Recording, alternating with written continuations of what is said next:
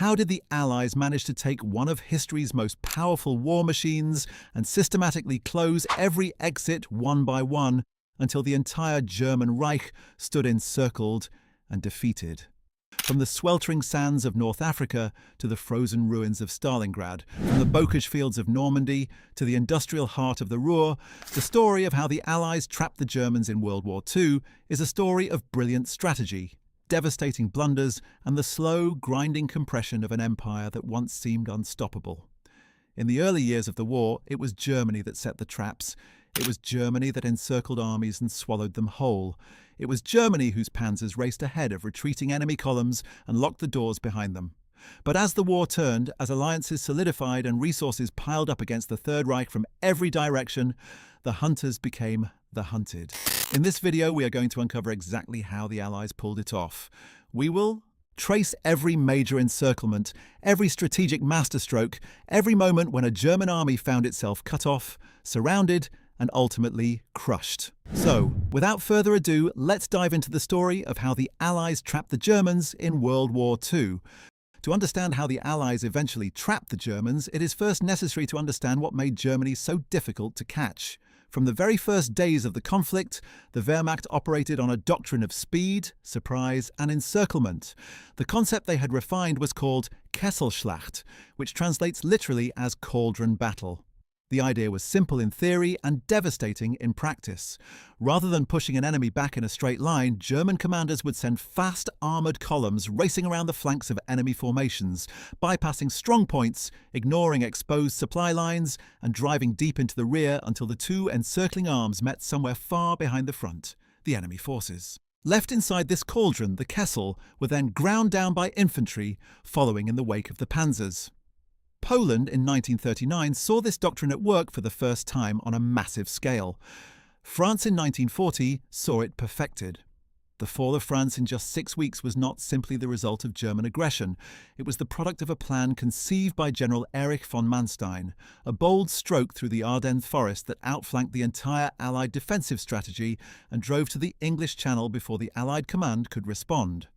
General Gunther Blumentritt, who had helped plan both the invasions of France and Poland, would later describe this kind of operation as the classical expression of German military thought. But it was also Germany's greatest vulnerability. The same doctrine that allowed the Wehrmacht to encircle entire armies required speed, coordination, and above all, a front that was manageable in size. As Germany expanded its operations to span 3,000 miles of Soviet front, as it stretched its supply lines across deserts and steppes and mountain ranges, the precise machinery of Kesselschlacht began to grind and seize. The Allies, initially helpless before this doctrine, studied it carefully. And in time they learned to use it against its creators. The first major turning point in the Allied effort to trap the Germans came not in Europe, but in the deserts of North Africa. By the autumn of 1942, Field Marshal Erwin Rommel, the famous Desert Fox, had driven his Afrika Korps to within 60 miles of Alexandria, threatening to seize the Suez Canal and potentially transform the entire strategic picture of the war. Hitler and his generals in Berlin were confident. The Middle East's oil fields seemed within reach. The British Empire's lifeline appeared ready to snap. But the British Eighth Army, reformed and re-equipped under its new commander General Bernard Montgomery, was about to deliver a shock. On October 23, 1942, at a place called El Alamein on the Egyptian coast, Montgomery launched Operation Lightfoot. It was not a subtle operation. There was no grand envelopment in the German style. Instead, it began with one of the most intense artillery barrages of the war, nearly 900 guns firing simultaneously along a 40-mile front. The bombardment shook the earth for miles. Rommel himself was in Germany receiving medical treatment when the attack began, rushed back to Africa only to find his forces reeling under the weight of British metal. What made El Alamein a trap, however, was not simply the front assault. The British had spent weeks accumulating an overwhelming material advantage. They had 195,000 men to Rommel's 104,000. They had 1,029 tanks, many of them the newer American-built Grants and Shermans, against Rommel's 489, many of which were the inferior Italian models. They had complete air superiority over the battlefield. Montgomery's plan was to draw the German armoured reserves into a series of grinding attritional battles at the northern end of the line, wearing them down systematically, then break through at the decisive moment. Rommel, recognizing the imbalance of forces, launched a desperate counterattack near the town of Kidney Hill on October 27th. It cost him over half of his remaining tanks. By November 2nd, Operation Supercharge punched a gap in the Axis lines, and the remnants of the Afrika Korps were in full retreat westward along the coastal road. The trap's second jaw was already swinging into place. On November 8, 1942, just days after El Alamein, the Allies executed Operation Torch, the largest amphibious landing the world had yet seen. More than 107,000 American and British troops landed simultaneously at Casablanca on the Atlantic coast of Morocco, at Oran in western Algeria, and at Algiers in eastern Algeria. The operation had been conceived as exactly the kind of strategic pincer that the Germans had employed so effectively. El Alamein was pushing from the east. Torch was the western jaw. Between them, Rommel's Afrika Korps and all the Axis forces in North Africa would eventually be compressed into an ever-shrinking pocket. The landings themselves were not without difficulty. Vichy French forces initially resisted at Oran and Casablanca, and American forces in particular suffered from inexperience. But within days, French resistance collapsed, and the Allied armies were driving eastward through Tunisia. Hitler's response to Torch was characteristic. Rather than recognizing the strategic encirclement taking shape and pulling his forces out of Africa while he still could, he doubled down. In the days following the Torch landings, he rushed reinforcements into Tunisia at a rate that astonished Allied planners. By the end of November 1942, over 17,000 German troops had been flown or shipped to Tunisia, with more following every week. His reasoning was that Tunisia's mountain ranges and narrow coastal corridors made it defensible. He believed a determined force could hold the bridgehead indefinitely. This decision would trap nearly 250,000 Axis troops in Africa. General Hans-Jürgen von Arnim took command of the growing Axis force in Tunisia, and for several months in the winter and spring of 1943, he managed to stabilize a defensive line in the rugged Atlas Mountains. In February 1943, Rommel launched a sharp offensive through the Kasserine Pass that briefly sent American forces reeling backward. For a moment, it seemed the Axis might yet break through to the Algerian coast and disrupt the Allied timetable. But the Americans regrouped. General George Patton was brought in to restore fighting spirit to the Second Corps, and the Kasserine offensive ran out of steam against reinforced positions. Field Marshal Alfred Jodl, who served as chief of the operations staff at the German High Command throughout the war, would later reflect on this period as the moment when Germany lost the initiative. In the Mediterranean theatre, his counterpart General Erwin Rommel, who knew better than anyone the realities on the ground in Africa, had already concluded by early 1943 that the campaign was lost. In February, he flew to Hitler's headquarters and argued passionately for an immediate evacuation of all Axis forces from Tunisia. Hitler refused. He was convinced the bridgehead could be held, and he was unwilling to accept the psychological blow of abandoning Africa. Rommel left the meeting knowing that his men were condemned. The final compression of the Tunisian pocket began in April 1943. By this point, the Allied forces, now coordinated under General Dwight D. Eisenhower, with British General Harold Alexander commanding the ground forces, had over 300,000 troops pressing from three sides. American forces pushed from the west, the British First Army attacked from the centre and north, and Montgomery's Eighth Army drove up from the south. German and Italian forces were compressed into a shrinking perimeter around the ports of Tunis and Bizerte. On May 6th, the Allies launched the final offensive, Operation Volcan. Within 48 hours, the front had collapsed. Tunis fell on May 7th, Bizerte fell the same day, and on May 12th and 13th, 1943, the remaining Axis forces, totaling somewhere between 230,000 and 275,000 men, surrendered. It was the largest single capture of Axis troops in the entire war. General von Arnim, the last commander of the African theatre, was taken prisoner by a British patrol. For Hitler, who had poured irreplaceable veteran divisions into the Tunisian cauldron, it was a catastrophe. For the Allies, it proved something enormously significant. The encirclement doctrine worked. With proper coordination and material superiority, even determined German defenders could be surrounded and squeezed into submission. The lessons of Tunisia would be applied on a much larger scale in the years to come. But while the North African drama was reaching its conclusion on the other side of the continent, an even more dramatic and far more consequential trap had already been sprung. Long before Tunisia fell, the most significant turning point of the entire Second World War had taken place in the ruins of a Soviet city on the Volga River. Stalingrad, in the autumn and winter of 1942 and 1943, became the scene of the greatest military encirclement in history, and it was not the Germans who set the trap. It was the Soviets who learned from their enemies and used the Kesselschlacht against its inventors. To understand Stalingrad, one must first understand the German summer offensive of 1942. After the failures of Operation Barbarossa in 1941, which had driven deep into Soviet territory but failed to deliver the knockout blow Hitler had promised, Germany launched Case Blue in June 1942.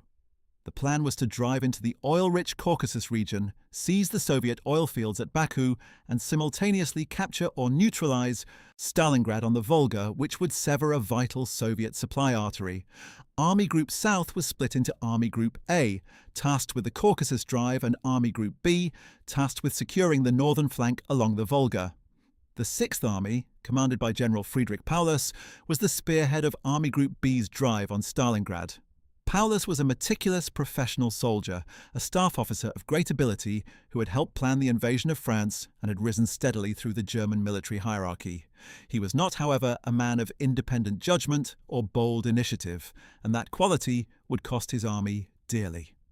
The Sixth Army reached the outskirts of Stalingrad in late August 1942 and immediately became bogged down in some of the most brutal urban combat of the entire war.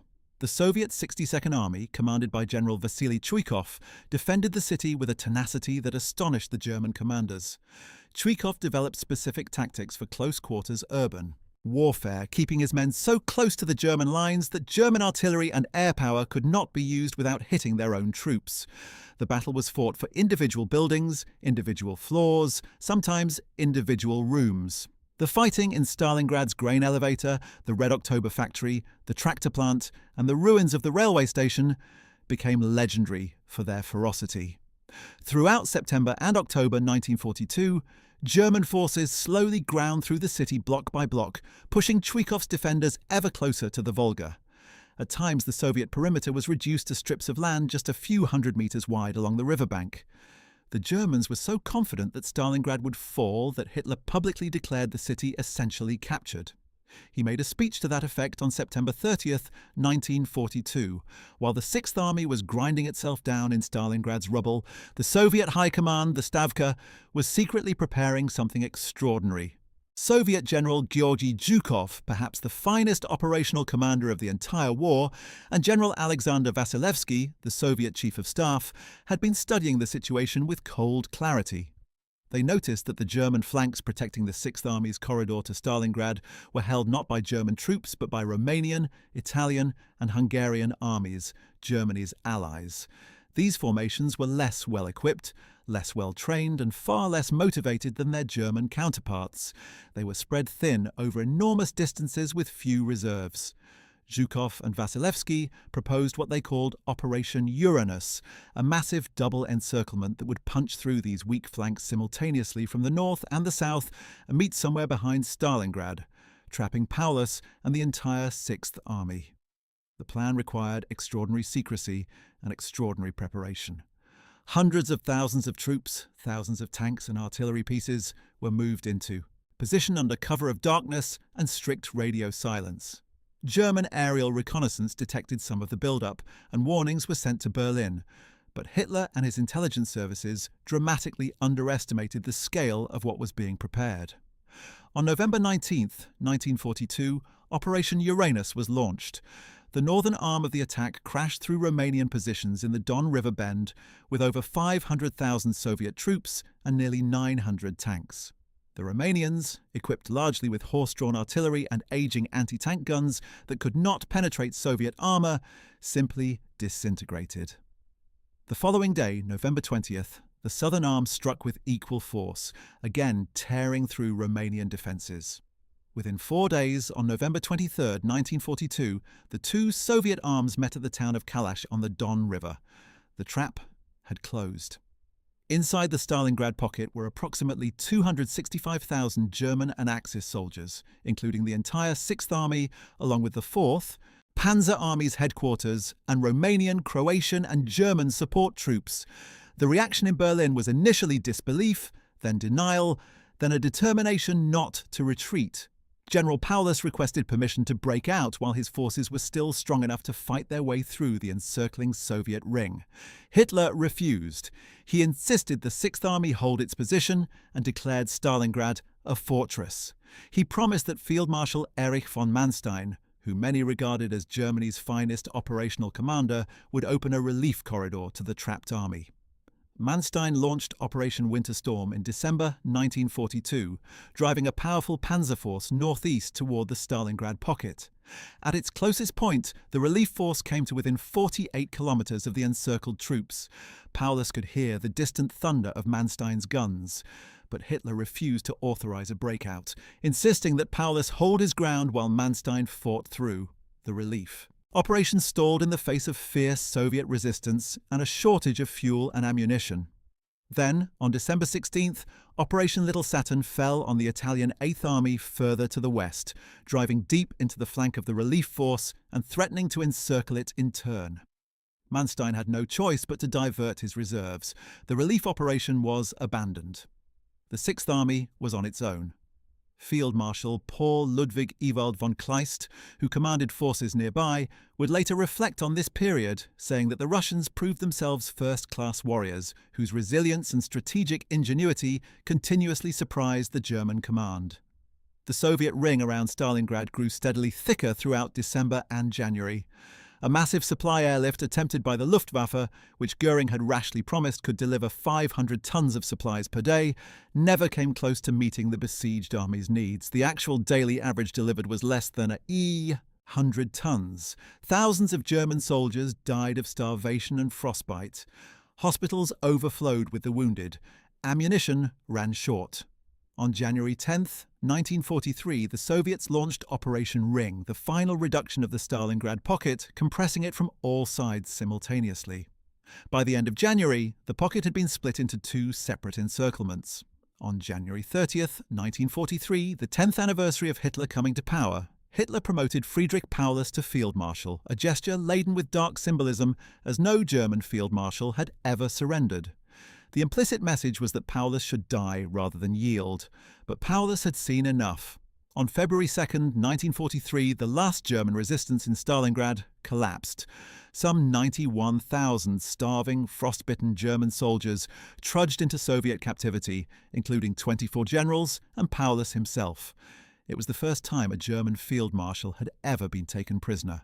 Franz Halder, who served as the chief of the staff of the German Army High Command before being dismissed by Hitler, had observed the growing Soviet military capacity with mounting dread throughout 1942, noting that the Russians made every effort to hold the front line and that their troops fought with the greatest tenacity and severity. He had been right. Stalingrad changed everything. The psychological impact of the defeat was enormous throughout Germany and occupied Europe. The myth of German invincibility was shattered. The question was no longer whether Germany would win the war, but how long it could hold out. The Battle of Stalingrad had revealed that the Soviets had learned to plan and execute major encirclements, at least as well as the Germans. But the Soviets were not the only ones refining their encirclement tactics as the war progressed. In the summer of 1943, the largest tank battle in history was fought near the Soviet city of Kursk, and its outcome would seal Germany's fate on the Eastern Front permanently. After the catastrophe of Stalingrad, Germany's southern front had been stabilized through the brilliance of Field Marshal Erich von Manstein, who executed a masterful operational retreat and then counterattack that recaptured the city of Kharkov in February 1943 and prevented a complete Soviet breakthrough. The front stabilized along a line that featured a massive Soviet salient, or Bulge, projecting westward around the city of Kursk. This salient was enormous, about 250 kilometers wide and 150 kilometers deep. To the German planners, it presented an irresistible opportunity. The salient seemed to invite a classic German encirclement, with armoured thrusts from north and south meeting somewhere east of Kursk to trap the massive Soviet forces within. Hitler approved Operation Citadel, the assault on the Kursk salient, scheduled for the summer of 1943. But here, fatefully, the Germans had lost the element of surprise that had made their earlier encirclements so successful.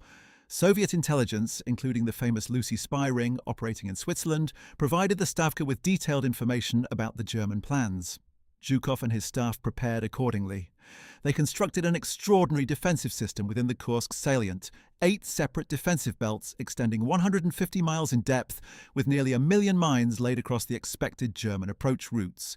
Tens of thousands of anti-tank guns were dug in at precise angles calculated to destroy German armour at maximum effect. Nearly 1.25 million Soviet troops waited in the salient for the German blow. On July 5, 1943, after several postponements that gave the Soviets additional time to strengthen their defences, the Germans attacked.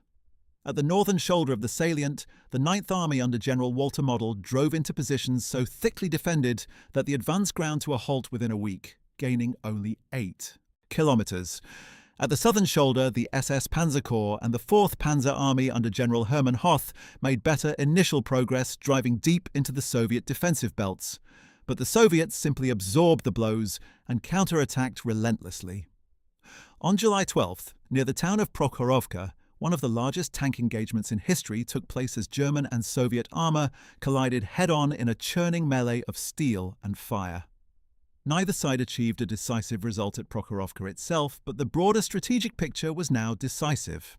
That same day, the Soviets launched Operation Kutuzov against the German salient north of Kursk, threatening to encircle the Ninth Army. On July 13th, Hitler summoned his commanders and announced that he was cancelling Citadel. The troops would be needed elsewhere. The Allied landings in Sicily, launched on July 9th, had opened a new front, and Hitler felt the need to transfer forces to Italy. But the deeper truth was that Operation Citadel had failed. Germany had attempted to set a classic encirclement trap, but the Soviets had turned the tables, prepared a trap within the German trap, and when the blow fell, absorbed it and responded with their own offensive thrusts. The initiative on the Eastern Front passed irrevocably to the Soviet Union. Following the failure at Kursk, the Soviet military launched a series of massive offensive operations that drove the German armies steadily westward throughout the second half of 1943 and into 1944. These operations were not simply pushes against a retreating enemy. They were carefully planned sequences of blows designed to prevent the Germans from establishing stable defensive lines. The theory was one of simultaneous pressure across the entire front, each new Soviet offensive being launched before the Germans had recovered from the last. It was called deep battle theory, developed by Soviet military thinker Mikhail Tukhachevsky in the 1930s. And it was now being applied on a massive scale. One of the most significant encirclements of this period came in January and February 1944 at a place on the Dnieper River called Korsun-Cherkasy. By late 1943, German forces had been pushed back across most of the Dnieper, but 2 German corps, the 11th Corps and the 42nd Corps, were still holding a pocket that jutted eastward from the main German line near the village of Korsun. Soviet commanders identified this protrusion as an opportunity for another Stalingrad, another double envelopment that would trap and destroy a significant German force. On January 24th and 25th, 1944, Soviet armoured forces struck from north and south of the Korsun Bulge, and by January 28th they had linked up, trapping approximately 56,000 German and other Axis soldiers inside the pocket. German High Command organised a relief force under General Hans-Valentin Huber, and a desperate battle developed. The relief force and the trapped Germans were separated by terrain that had turned into a sea of mud, with the early thaw making armoured movement extraordinarily difficult. In early February, the trapped forces attempted to break out. On February 16, 1944, in blizzard conditions, tens of thousands of German soldiers attempted to fight their way through the Soviet ring. The breakout was partially successful. Perhaps 35,000 men escaped, though many were killed during the attempt. Several thousand horses and virtually all heavy weapons and artillery had to be abandoned. The survivors arrived at the German lines in a state of near-total physical collapse. The Korsun pocket had been a near Stalingrad, and while the Germans had avoided a complete disaster, the operation had cost them dearly in men, material, and above all, in irreplaceable experienced soldiers. Field Marshal Erich von Manstein, who had orchestrated much of the German response to these Soviet offensives, was dismissed by Hitler in March 1944 after a series of difficult conversations about the strategic situation. The man many considered Germany's finest operational commander was gone, replaced by commanders more willing to simply obey Hitler's orders, regardless of tactical or operational sense. The Eastern Front was bleeding Germany dry. Meanwhile, in the West, a different kind of trap was being prepared, one that would strike at the heart of German military power in Western Europe and open the door to the Reich itself. The Allied planning for Operation Overlord, the invasion of Normandy, was the most complex military undertaking in history. Hundreds of thousands of troops, thousands of ships, and a staggering quantity of supplies and equipment had been assembled in southern England. But the invasion was only the beginning. The real trap would be sprung not on the beaches but in the weeks and months of fighting that followed. The Allies had learned from their experiences in Italy, where the Germans under Field Marshal Albert Kesselring, who had earned the affectionate nickname Smiling Albert from those who knew him, had demonstrated an extraordinary ability to conduct a fighting retreat from one defensive line to the next, making every kilometre of advance cost the Allies enormous casualties. In Normandy, the aim was different. The aim was not simply to push the Germans back, but to encircle and destroy them. The deception plan that preceded Overlord was itself a kind of trap. Operation Bodyguard and its most successful component, Operation Fortitude, convinced the German High Command that the real Allied invasion would come at the Pas de Calais, the narrowest point of the English Channel, rather than at Normandy.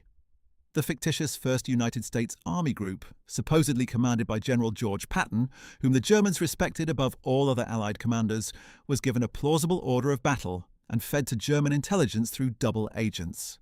General Gunther Blumentritt had described Patton as the most aggressive panzer general of the Allies, and the Germans' respect for Patton made them all the more inclined to believe that wherever he commanded, that was where the main blow would fall. The deception worked beyond the Allies' most optimistic expectations.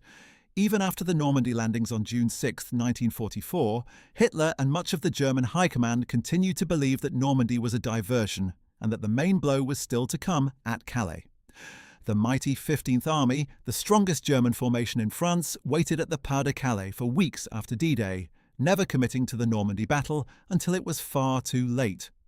On June 6, 1944, the Allied Armada appeared off the coast of Normandy. The sheer scale of the operation was unprecedented. 5 naval assault forces, each carrying an infantry division, struck the beaches simultaneously. Nearly 7,000 ships participated, supported by nearly 12,000 aircraft. The landings at Utah and Omaha beaches, Gold, Juno, and Sword beaches cracked open the Atlantic Wall, Hitler's vaunted defensive barrier along the French coast. The fighting on Omaha Beach in particular was catastrophic in the early hours, with American forces pinned down under devastating fire. But by nightfall, all 5 beaches had been secured. 136,000 troops were ashore. The trap that would close around an entire German army group was beginning to take shape. Field Marshal Gerd von Rundstedt, commanding all German forces in the West, had recognized the futility of the situation fairly quickly. He understood that the Allies had established a solid lodgment, and that the resources being poured into France would eventually overwhelm the German defences. After a failed counterattack near Caen on July 1st, when asked by his superior Field Marshal Wilhelm Keitel what should be done, von Rundstedt famously retorted, "Make peace, you fools! What else can you do?" He was removed from command the following day, but his replacement and the German strategy in Normandy continued to be hamstrung by Hitler's insistence on holding every metre of ground, rather than conducting the kind of mobile defence that might have prolonged the campaign significantly. The key to understanding the Normandy trap is understanding the strategic geography of France. The invasion beaches of Normandy lay on the western end of a peninsula, and the bocage country immediately behind the beaches was a defender's dream. Dense hedgerows, sunken lanes, and small fields that broke up armoured formations and gave defenders almost unlimited cover.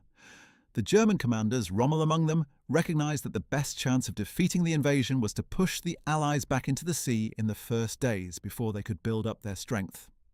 Hitler's refusal to release the panzer reserves quickly enough in the crucial first hours of the invasion meant that opportunity was lost. As the weeks passed and the Allied bridgehead grew, German forces were locked into a positional battle against an enemy that enjoyed complete air superiority and could rain destruction on any concentration of German forces in daylight. The Luftwaffe was essentially absent from the Normandy skies.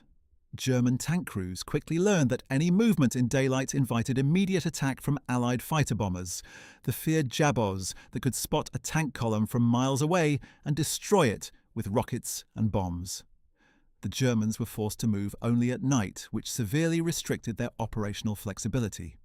By mid-July 1944, the Allies had over 1 million men in France, but the front had barely moved. Montgomery's British and Canadian forces around Caen were tying down the bulk of the German armour in a series of brutal attritional battles. Operation Epsom, Operation Charnwood, and the massive Operation Goodwood on July 18th pushed hard against the German defences east of Caen, suffering heavy casualties but drawing in German reserves with relentless pressure. The purpose of this sustained British and Canadian offensive pressure was not simply to capture ground, it was to hold the German Panzers in place while the Americans on the western flank prepared their breakout. The trap was being carefully set. On July 25, 1944, the Americans launched Operation Cobra.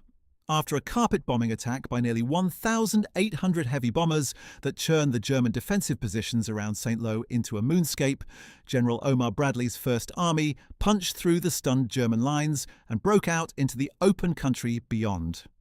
Within days, General Patton's newly activated Third Army was pouring through the breach and racing westward and then southward and then eastward, moving with exactly the speed and aggression that the German commanders like Guderian and Blumentritt had admired when they discussed Allied generalship.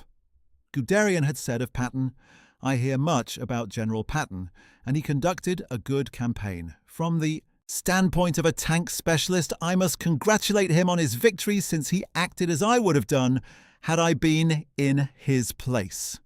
Patton was now acting exactly as Guderian would have done. His armoured columns raced through Brittany, secured the ports, and then wheeled eastward in a great arc. The German position in Normandy was turning into exactly the kind of encirclement that the German military had so often inflicted on others. Hitler's response to the American breakout was one of the most disastrous decisions of his military career. Rather than ordering a strategic withdrawal eastward to shorten the line and establish a new defensive position, he ordered an immediate counterattack westward toward the sea at Avranches, the narrow corridor through which Patton's forces were pouring. The operation, codenamed Lüttich, launched on August 7, 1944, was supposed to cut the American supply lines and isolate the forces that had broken out. Instead, it drove the German panzers into a salient that became another cauldron. Patton's Third Army was already swinging north. The Canadian First Army was pushing south from the Caen area. The two Allied arms were converging on a town called Falaise, and the entire German Seventh Army, the forces of the 5th Panzer Army, and the remnants of what had been mauled in the Lüttich counterattack were caught inside the closing pocket. The Battle of the Falaise Pocket, sometimes called the Falaise Argentin Pocket, was one of the great Allied victories of the war. It was also intensely controversial because the pocket was not completely sealed until August 19, 1944, and during the days when the gap between the converging Allied forces was closing, tens of thousands of German soldiers managed to escape through what became known as the Falaise Gap. The argument about whether Montgomery or Bradley or their respective commanders moved quickly enough to close the gap has been debated by historians ever since. What is not debated is the scale of the German catastrophe. Approximately 50,000 German soldiers were taken prisoner. Between 10,000 and 15,000 were killed inside the pocket. The roads leading eastward out of the pocket, under constant attack from Allied aircraft, were choked with the wreckage of thousands of vehicles, guns, horses and equipment. A British officer who visited the scene afterward described it as an unimaginable slaughterhouse. Entire German divisions were reduced to a few hundred men, their heavy weapons and vehicles destroyed or abandoned. The German army in France had been effectively broken. Even those who escaped the Falaise pocket found little relief. As the remnants of the German forces streamed eastward toward the Seine River, they discovered that Allied armoured columns had already crossed the Seine ahead of them in several places. The pursuit that followed was unlike anything seen in the West since 1940. Patton's Third Army covered ground at a rate that astonished even its own. Commanders racing across France with a speed that left German rear echelon forces bewildered and helpless.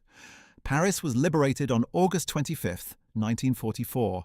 By the first days of September, Allied forces had reached Belgium, Luxembourg and the German border itself, advancing 500 miles in less than 3 months. The German armies in the west had been essentially routed. Field Marshal Gerd von Rundstedt, recalled to command for the third time in the war, faced the task of reconstituting some kind of defensive line from the shattered remnants of Army Group B and Army Group G. He had little to work with. The divisions that had fought in Normandy and survived the Falaise disaster were mere shadows of themselves. The Siegfried Line, the fortified German defensive position along the western border of the Reich, offered some hope, but its fortifications had been stripped of equipment years earlier, when it seemed Germany would never need to defend its own borders. Von Rundstedt, who had always had a clearer view of military realities than Hitler was comfortable with, now set about rebuilding from almost nothing. The man who had famously declared "Make peace, you fools," knew better than anyone how desperate the situation had become. But the Germans were not finished. One of the defining characteristics of the Wehrmacht throughout the war was its extraordinary capacity for recovery, its ability to reconstitute shattered formations and establish new defensive lines even after catastrophic defeats. The autumn of 1944 saw this resilience on full display. As Allied supply lines stretched to the breaking point after the rapid advance across France, and as the logistical system struggled to fuel the great armoured formations at the front, the German defence stiffened. The Siegfried Line, the West Wall as the Germans called it, provided enough of a framework for a defensive stand. Allied commanders began to find, as they probed toward Germany itself, that the fighting was no longer the open pursuit of a broken enemy, but a return to the grinding attritional warfare that had characterized much of the Normandy campaign. The autumn and winter of 1944 produced some of the war's most difficult and costly fighting, from the battles in the Hürtgen forest to the siege of Aachen, Germany's first major city to fall to Allied forces. What would become of this reconstituted German resistance? And what were the Allies doing to prepare the next and final great trap? While the ground forces in the West were engaged in the bitter autumn campaign, the planners at Supreme Allied Headquarters were developing an ambitious scheme to bypass the Siegfried Line entirely and drop a gigantic airborne force behind German lines in the Netherlands, seizing a series of bridges over the Rhine and its tributaries and opening a corridor for a rapid armoured thrust into Germany's industrial heartland. Operation Market Garden, launched on September 17, 1944, was the brainchild of Field Marshal Bernard Montgomery, who argued that a single concentrated thrust in the north could end the war before Christmas. The airborne component, Operation Market, was the largest airborne operation in history. Nearly 35,000 paratroopers and glider troops from the American 82nd and 101st Airborne Divisions and the British 1st Airborne Division dropped in a line stretching from Eindhoven to Arnhem. The ground component, Operation Garden, sent British XNX Corps racing northward up a single road to link up with each airborne force in turn. The operation was audacious, bold, and in many respects spectacularly successful. The American airborne divisions captured most of their objectives, seizing the bridges over the Maas and Waal rivers. The bridge at Nijmegen over the Waal was captured in a remarkable combined assault on September 20th, in which American paratroopers crossed the river in small canvas boats under fire, while British tanks attacked the southern end of the bridge. But at Arnhem, the northernmost objective, the British 1st Airborne Division landed too far from its target bridge, was cut off by unexpectedly strong German resistance and found itself fighting desperately in the western suburbs of the town against 2 SS Panzer divisions that had been resting in the area.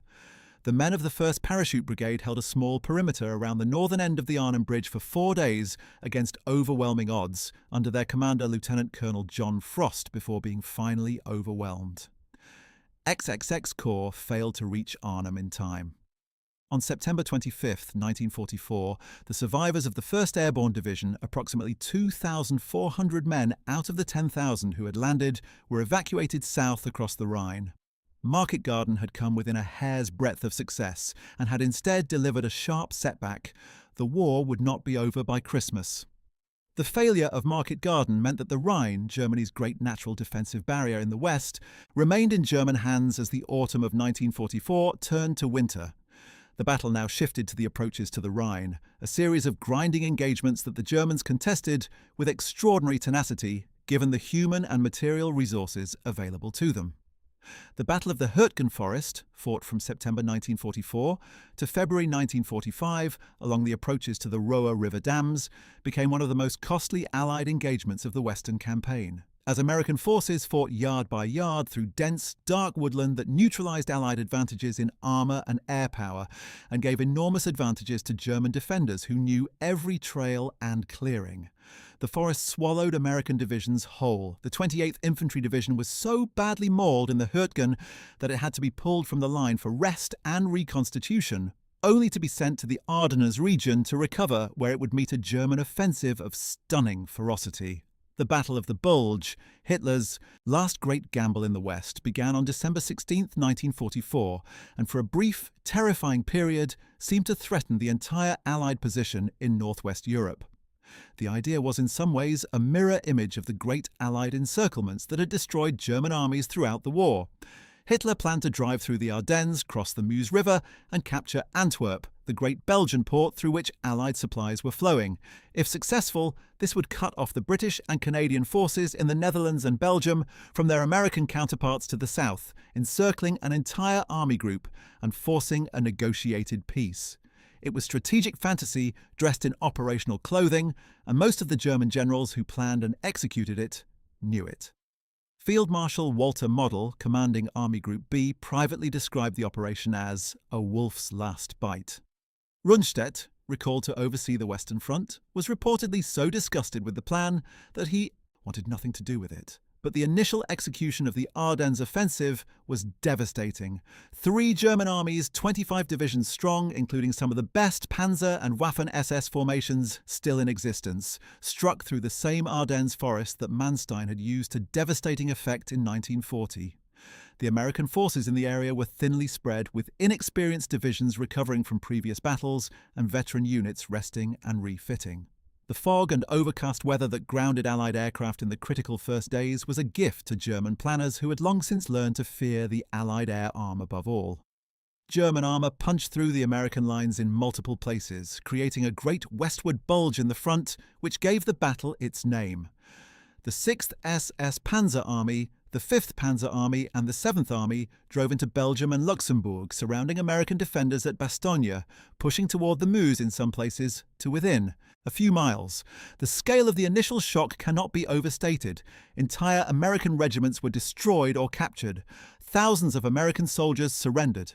German Special Forces teams in captured American uniforms and driving American jeeps roamed behind Allied lines, spreading confusion, cutting communications wires and changing road signs. The confusion generated by these teams, part of Operation Greif commanded by the colourful SS officer Otto Skorzeny, was magnified by rumour into wild stories of German infiltrators driving straight for Paris to assassinate Eisenhower. For a few days in December 1944, the Allied High Command was genuinely alarmed.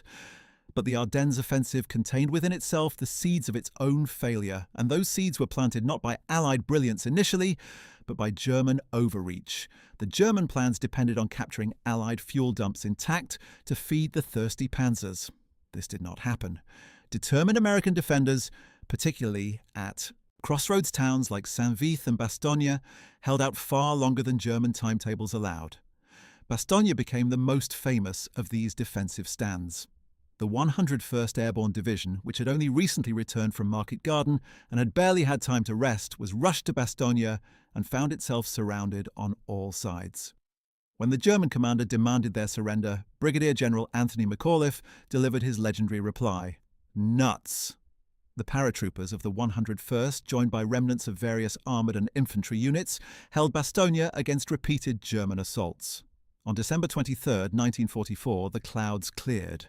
Within hours, Allied aircraft were in the sky in enormous numbers, striking German columns, headquarters, supply dumps, and bridges throughout the Ardennes. The paralysis that had gripped the Allied air forces for the first week of the offensive was over. That same day, General George Patton executed one of the most remarkable military manoeuvres of the entire war. He pivoted his Third Army 90 degrees from its position facing east toward Germany and drove north into the southern flank of the German salient with 3 corps in line. On December 26, 1944, elements of Patton's 4th Armoured Division broke through to Bastogne, ending the siege. The Battle of the Bulge was far from over, but the moment had passed, as January brought continued bitter fighting and intense cold, as Waffen-SS and Wehrmacht panzer crews struggled to push forward against stiffening Allied resistance with fuel tanks running dry and ammunition running low, it became clear that the gamble had failed. The Bulge itself became a vulnerable German salient, exposed to counterattack from north and south, and in January 1945, the Allied armies pushed it in from both sides, compressing the German forces and forcing a retreat.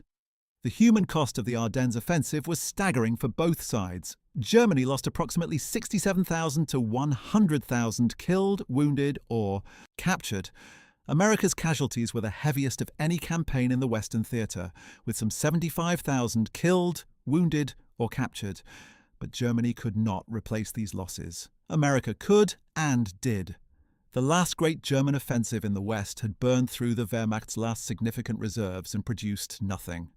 General Alfred Jodl, chief of the operations staff at the German High Command, who had been involved in the planning of the Ardennes offensive, would face justice for his role in the war's crimes at Nuremberg.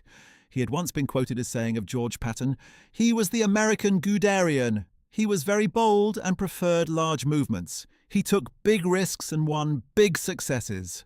Patton's relief of Bastogne had proven Jodl's assessment precisely correct.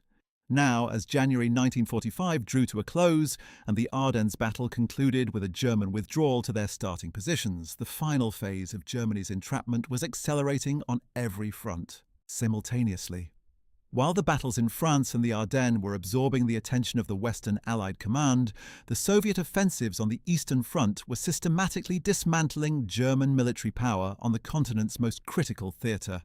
The scale of Soviet operations in 1944 was simply staggering, surpassing anything seen in the war to that point.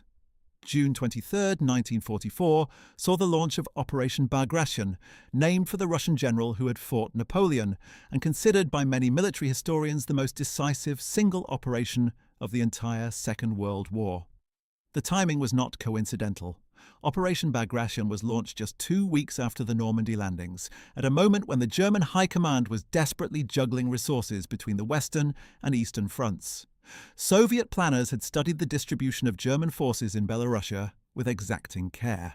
Army Group Center, holding the vast central stretch of the Eastern Front from the Pripyat marshes to the northern reaches of the front, was deployed in a configuration that projected eastward in several places, a legacy of the winter battles of previous years. 3 German panzer armies and substantial infantry forces sat in positions that Soviet planners recognized as vulnerable to double envelopment. The similarities to Stalingrad were not lost on either side. Operation Bagration involved 1.2 million Soviet troops, 4,000 tanks, and 5,300 aircraft in the initial assault. It was the greatest concentration of military power the Soviet Union had yet assembled. The offensive struck Army Group Center simultaneously in 4 places, all designed to crack open the German defensive positions and create the conditions for the rapid mobile exploitation that was the hallmark of Soviet operational art by 1944. The results were catastrophic for Germany. In just the first week, the German defensive system in Belorussia crumbled. Entire German corps were surrounded and destroyed. The city of Minsk was encircled in a great arc on July 3rd, trapping massive German forces east of the city. By the time Operation Bagration concluded in late August 1944, Army Group Center had been essentially destroyed as a fighting force. Germany had lost between 300,000 and 670,000 soldiers killed, wounded, or captured, and an enormous quantity of irreplaceable weapons and equipment. 23 German generals were killed and 12 were captured. The sheer scale of the defeat dwarfed even Stalingrad. Yet it received relatively little attention in the Western press, overshadowed by the simultaneous Normandy campaign. General Paul von Kleist, who had commanded armies on the Eastern Front earlier in the war and who had personally witnessed the growing power of the Soviet military, would have found no surprise in the results. He had seen enough of Soviet fighting quality to know what a fully organized, fully equipped and perfectly commanded Soviet offensive was capable of. Following Operation Bagration, the Soviet summer and autumn offensive of 1944 continued with relentless momentum. The Lublin-Brest offensive drove into eastern Poland. The Loire-Sandomierz offensive cut deep into German-held Ukraine. The Balkan offensive in August-September 1944 knocked Romania and Bulgaria out of the war in a matter of weeks, an astonishing collapse that transformed the strategic picture of southeastern Europe. Army Group South Ukraine was shattered, and Soviet forces advanced rapidly into Hungary and Yugoslavia. The German position in the southern theatre disintegrated with a speed that alarmed even the Soviet commanders who had engineered it. In the Baltic region, Army Group North found itself cut off from the rest of the German forces in October 1944, when Soviet forces reached the Baltic Sea at Memel and the Courland Peninsula. An entire German army group, containing some 30 divisions and over 200,000 men, was isolated in Latvia, where it would remain until the end of the war. The Courland Pocket, as it came to be known, was one of the war's more peculiar military anomalies. Hitler refused to authorize an evacuation by sea, insisting that the forces holding Courland were tying down Soviet forces that would otherwise be used against Germany proper. The reality was that 30-strong German divisions trapped in a useless pocket on the Baltic coast were far more valuable to Germany elsewhere. But the orders stood, and the Courland force remained in its pocket, fighting 6 major Soviet offensive attempts to overrun it, while the Reich it was supposed to serve collapsed around them. They did not surrender until May 8th and 9th, 1945, the very last days of the war in Europe. The contrast between the Courland pocket's stubborn defense and the overall German military collapse was striking, testimony to the discipline and professional competence of German forces, even in the war's final agony. The Soviet advance continued into the winter of 1944 to 1945 with the Vistula-Oder offensive, launched on January 12, 1945. This was perhaps the most powerfully prepared offensive in the entire war. Marshal Georgy Zhukov's first Belarusian front and Marshal Ivan Konev's first Ukrainian front together fielded over 2.2 million soldiers, 4,500 tanks, 13,500 artillery pieces, and 8,400 aircraft. Against them, Army Group A, later renamed Army Group Center, could field perhaps 400,000 men. The offensive broke through German lines on the first day and within days had advanced distances that left the German command reeling. Warsaw, the Polish capital, was liberated on January 17th. By the end of January, Soviet forces had crossed the Oder River in several places and stood less than 50 miles from Berlin. The speed and scale of the Soviet advance had created its own problems. The flanks of the Soviet spearheads were dangerously exposed, particularly in the north, where Army Group Vistula, a new formation, rushed together under the unlikely command of SS Chief Heinrich Himmler, lurked on the right flank of Zhukov's advance. Hitler insisted that Himmler's forces could launch a devastating counterattack into the Soviet flank. It was an illusion. Himmler was no soldier, and the forces available to him were a collection of ad hoc formations, training units, and exhausted veterans without adequate weapons or supplies. The counterattack he was supposed to launch never materialized in any meaningful form. The opportunity, such as it was, passed. Soviet forces consolidated their bridgeheads over the Oder and prepared for the final drive on Berlin. In the south, the German position in Hungary produced another remarkable chapter in the war's history of encirclements and failed relief attempts. Budapest, Hungary's capital, had been encircled by Soviet forces in late December 1944. Inside the city were roughly 70,000 German and Hungarian soldiers under SS General Karl Pfeffer Wildenbruch. Hitler declared Budapest a fortress city to be held at all costs in direct imitation of the Stalingrad decision that had destroyed the Sixth Army 2 years earlier. A series of German relief attempts, including the operation codenamed Conrad launched in January 1945, drove powerful armoured forces toward Budapest, but could not break through to the encircled garrison. The last relief attempt came within 10 miles of the city before being halted. On February 11, 1945, the garrison attempted a breakout. Of the perhaps 43,000 men who participated in the breakout attempt, only about 700 reached German lines. Pfeffer Wildenbruch himself was captured. The Budapest pocket had followed the Stalingrad pattern with terrible precision. Hitler's order to hold had produced not a garrison that tied down Soviet forces, but a garrison that was systematically destroyed while consuming substantial German resources in failed relief attempts. The lesson of Stalingrad had not been learned. It would be repeated once more on an even larger scale at Berlin itself. But before the final act, there was one more front to consider, one that had been evolving throughout the entire war, and whose final resolution in 1943 had changed the strategic picture of the conflict as fundamentally as any land battle. The Battle of the Atlantic, the long, brutal struggle between Allied convoy routes and the German U-boat fleet, was itself a kind of global encirclement, an attempt by Germany to strangle Britain by cutting its supply lines across the Atlantic, and an Allied effort to break that stranglehold and trap the U-boats themselves. When Admiral Karl Dönitz commanded his U-boat fleet in its most effective period from 1939 to mid-1943, the submarines operated in what he called Rudeltaktik, or wolfpack tactics.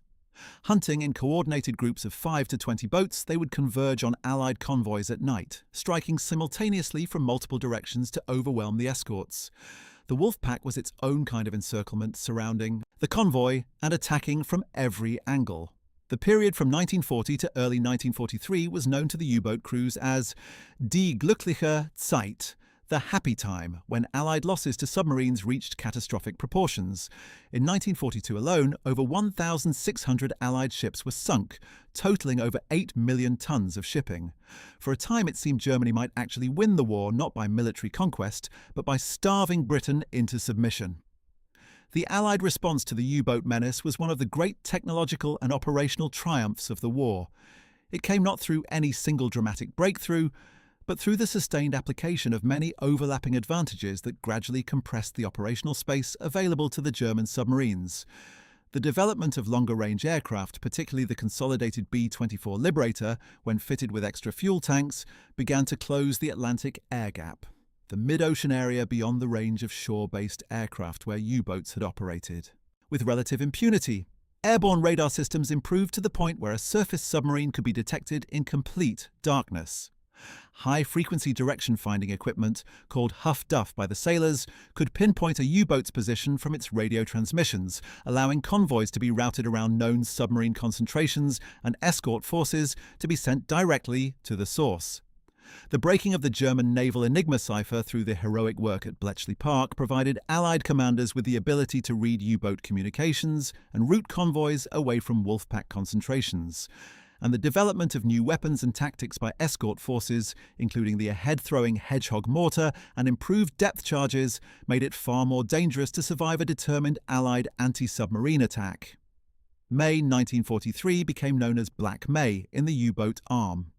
In that single month, 43 U-boats were sunk, an unsustainable rate of loss. Dönitz withdrew his remaining boats from the North Atlantic convoy routes. In his memoirs published in 1958 entitled 10 Years and 20 Days, Dönitz would claim he had no knowledge of Hitler's crimes, but the record of the Battle of the Atlantic was clear enough. The U-boat arm had been comprehensively defeated not by a single dramatic encounter, but by the accumulated weight of Allied technological advantage, coordination, and resolve. The sea lanes were open, the supplies flowed, and the armies that would ultimately crush Germany from every direction were sustained and equipped through those sea lanes. It is worth pausing here to consider the figures who designed and executed the German war effort, and how their tactical and strategic thinking interacted with the Allied strategies that ultimately trapped and destroyed the Wehrmacht. General Alfred Jodl, who served as the chief of the operations staff within the Oberkommando der Wehrmacht throughout the entire war, was at the center of every major German military decision from Poland in 1939 to the final surrender in May 1945. Jodl was a highly intelligent and professionally competent officer, but he was also, by the mid-war period, something closer to Hitler's military secretary than an independent strategic thinker. He had watched the Allied generals grow in capability and operational reach throughout the war, and his comment about Patton being the American Guderian, bold, preferring large movements, taking big risks for big successes, was the observation of a professional who understood that his enemies had mastered the same art of war that had given Germany its early triumphs. Jodl was apprehended by British soldiers on May 23, 1945, alongside the remnants of Admiral Dönitz's Flensburg government, the last ghostly remnant of the Nazi state that had functioned for a few days after Hitler's death. At the Nuremberg trials, Jodl stood accused of conspiracy to commit crimes against peace, initiating and conducting wars of aggression, war crimes, and crimes against humanity. His defense argued that he was a professional soldier obeying orders within a legitimate command structure, but the prosecution demonstrated the specific orders he had endorsed, including the Commando Order, requiring the immediate execution of Allied commandos, and the Commissar Order requiring the killing of Soviet political officers. Found guilty on all 4 counts, Jodl was hanged in Nuremberg prison on October 16, 1946. His last words were, "Ich grüße dich, mein ewiges Deutschland," which translates as, "I salute you, my eternal Germany." He had served the Germany of the Third Reich to the end, but the Germany he had served had already been trapped and destroyed before that final salute. Field Marshal Wilhelm Keitel, Hitler's closest military associate, shared Jodl's fate. Keitel had served as chief of Hitler's personal military staff from 1938 to the end of the war, a position that made him the formal conduit for Hitler's military orders throughout the conflict. His relationship with Hitler was one of almost complete subordination, where other generals argued, requested, protested, or occasionally refused. Keitel virtually always complied. The German military had its own sardonic nickname for him, Lakitel, a play on the German word Lakai, meaning lackey. He had helped plan the invasions of Poland and France, had signed the armistice terms with France in June 1940 in the same railway car in the forest of Compiègne where Germany had signed its own armistice in 1918, had participated in planning Barbarossa and every subsequent major German operation. But his name was attached to orders that went far beyond military necessity. He had authorized the Commissar Order, the orders for brutal anti-partisan measures in occupied territories, and had signed orders that sanctioned the murder of civilians across occupied Europe. Captured by the British in May 1945 and tried at Nuremberg, Keitel was one of the few defendants who accepted personal responsibility for his actions, acknowledging that he was responsible for all outcomes resulting from his signed orders. It did not save him. He was found guilty and hanged on October 16, 1946 in Nuremberg, on the same day as Jodl. He had requested execution by firing squad as a soldier's death, but the request was denied. The man who had been the formal instrument of so many deaths died on the gallows. Field Marshal Erich von Manstein, widely considered the finest German operational commander of the war, survived. He had been dismissed by Hitler in March 1944 after his running argument with the Führer over the need to conduct a mobile defense of the Eastern Front rather than the static holding actions Hitler demanded. The campaign Manstein had fought in the south of Russia from 1942 to 1944 was, from a purely professional military standpoint, a masterpiece of improvisation and operational art, a performance that earned the grudging admiration of Soviet commanders who faced him. He had developed the plan that crushed France in 1940. He had recaptured Kharkov in February 1943, when the situation seemed hopeless after Stalingrad. But he had also commanded forces that participated in some of the war's worst atrocities. After the war, he was captured by the British and put on trial for war crimes. While acquitted of the most serious charges, he was convicted of lesser offences and sentenced to 18 years, later reduced by commutation and parole. He was released in 1953 due to health issues. His memoirs, Verlorraine Siege, translated as Lost Victories, published in 1955, became one of the standard texts in the Library of Western Military Thought, a detailed and influential account of German operations on the Eastern Front, written with the sharp eye of a man who had been at the centre of events. He passed away in 1973, the last of the great German field commanders, having outlived nearly all his contemporaries. The Italian theatre presented yet another dimension of the Allied strategy of entrapment, one that developed slowly and methodically across a terrain that seemed designed by nature to frustrate encirclement. After the fall of Tunisia in May 1943, the Allies launched Operation Husky on July 9th and 10th, 1943, with the invasion of Sicily. Nearly 160,000 Allied troops, American and British, landed along a 100-mile stretch of Sicily's southern coast in the largest amphibious operation of the war to that point, surpassing even the scale of Operation Torch. The German and Italian defenders, commanded initially by General Alfredo Guzzoni of the Italian army, with German forces under General Hans Valentin Huber, were caught in a difficult position. The island was a large triangle, with the Allied forces landing along the bottom edge and advancing northward toward the apex at Messina. If the Allies could reach Messina before the Axis forces could evacuate, they would trap the entire garrison. But the race to Messina became one of the war's more contested episodes. General George Patton, commanding the American 7th Army, drove his forces with characteristic aggression along the western and northern coasts of Sicily, capturing Palermo on July 22nd in a theatrical advance that made headlines around the world.